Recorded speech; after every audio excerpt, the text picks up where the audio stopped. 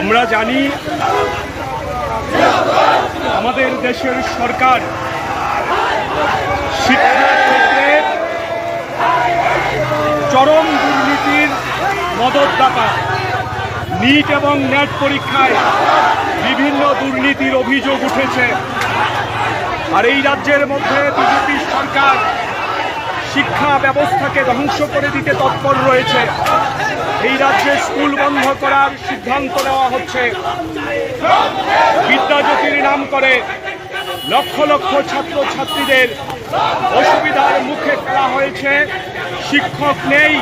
ছাত্ররা যখন শিক্ষকের দাবিতে রাস্তায় নেমে আন্দোলন করে, সেই গণতান্ত্রিক আন্দোলনকে শাসক দলের দুর্বৃত্তরা আক্রমণ করে, ছাত্রছাত্রীদের আক্রমণ করে হাসপাতালে ভর্তি হতে বাধ্য করে। এই ধরনের অরাজকতা চলছে।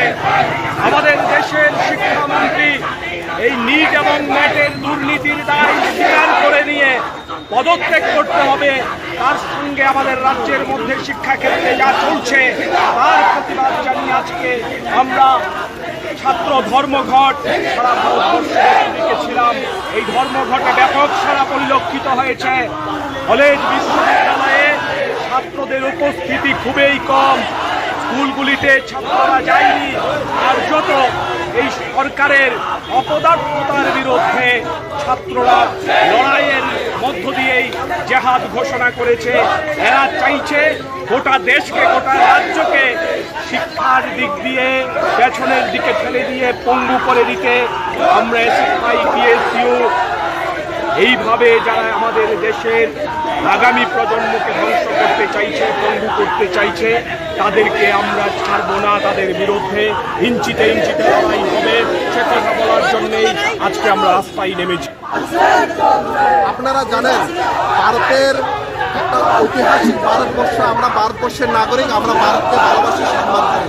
কিন্তু দুর্ভাগ্যের বিষয় এই ভারতবর্ষে মহান মহান প্রধানমন্ত্রীরা, মহান মহান ব্যক্তিরা প্রধানমন্ত্রী হয়ে গেছে। কিন্তু বর্তমানে যিনি প্রধান রয়েছেন উনি নাকি জৈবিক প্রক্রিয়ার শক্তিদান না, যিনিকে নাকি ভগবান সরাসরি নিযুক্তি দিয়েছেন। কিন্তু এই প্রধানমন্ত্রীর আমলে আজকে 7 বৎসরে 70 বার প্রশ্নপত্র ফাঁস হলো। কেন এই প্রশ্নপত্র ফাঁস হলো? যে প্রশ্নপত্র ফাঁস হওয়ার ফলে নিট নেট ত্রিপুরা রাজ্যের প্রচুর ছাত্রছাত্রী আজকে গুয়াহাটিতে, কলকাতায় গিয়ে অ্যাডভান্স থাকছিল। কিন্তু হঠাৎ করে রাত্রে 7টার সময় নোটিশ বের হলো, নিটের পরীক্ষার প্রশ্নপত্র ফাঁস হলো, তার জন্য ক্যান্সেল হলো। প্রচুর ছাত্রছাত্রী তাদের ভবিষ্যৎ আজকে অন্ধকার আসছিল। এখন পর্যন্ত যারা যারা নিট নেট ক্যান্সেল হলো তাদের একদম হবে কি না এটাও যারা প্রধানমন্ত্রী বা শিক্ষামন্ত্রী এটা কোনো স্থায়ী তারা সমাধান করতে পারছে না। আর অন্যদিকে আমরা কি দেখছি যে বামফ্রন্ট সরকার, বিগত সরকারের সময় রাজ্যের প্রত্যেকটা আনাচে কানাচে শিক্ষা বিস্তার করার জন্য বিদ্যালয় প্রতিষ্ঠান করেছিল, বেকারের জব ক্রিয়েশনের জন্য স্কুল খুলেছিল।